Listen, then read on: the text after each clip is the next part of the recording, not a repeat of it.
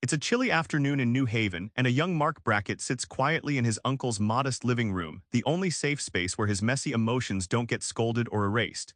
His uncle looks him in the eye and says the words he's longed to hear: "You have permission to feel." But what if we never got that permission? What would happen to us, our kids, our schools? That's the story Brackett unpacks in Permission to Feel. Brackett drops a truth bomb: our kids are drowning emotionally.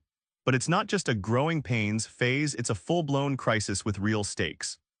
Growing up in New Jersey, Mark lived through bullying and silence until his uncle stepped in. That moment, a permission slip for his emotions, sparked decades of research at Yale, aiming to crack the code of emotional survival and success for millions of kids who never got that break.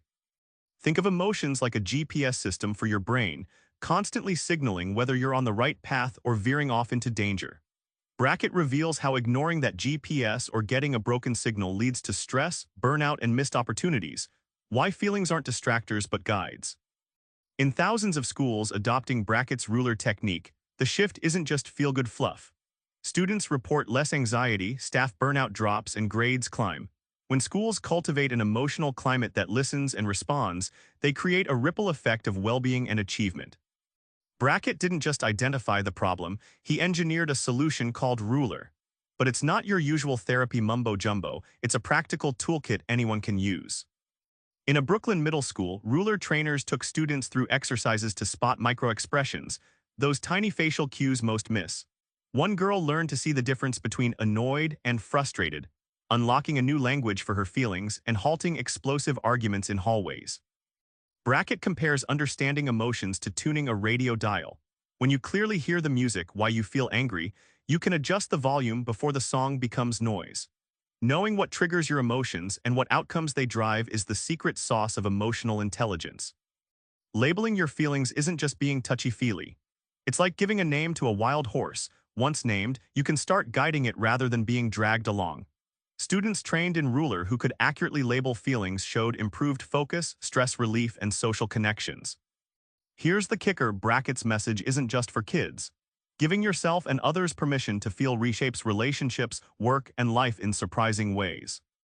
At a corporate retreat, executives practiced Ruler rituals and found themselves sharing vulnerabilities they'd never dared admit. One CEO confessed anxiety about failure for the first time. This admission cracked open barriers and sparked a culture shift toward trust and creativity. Shame is a silent jailer.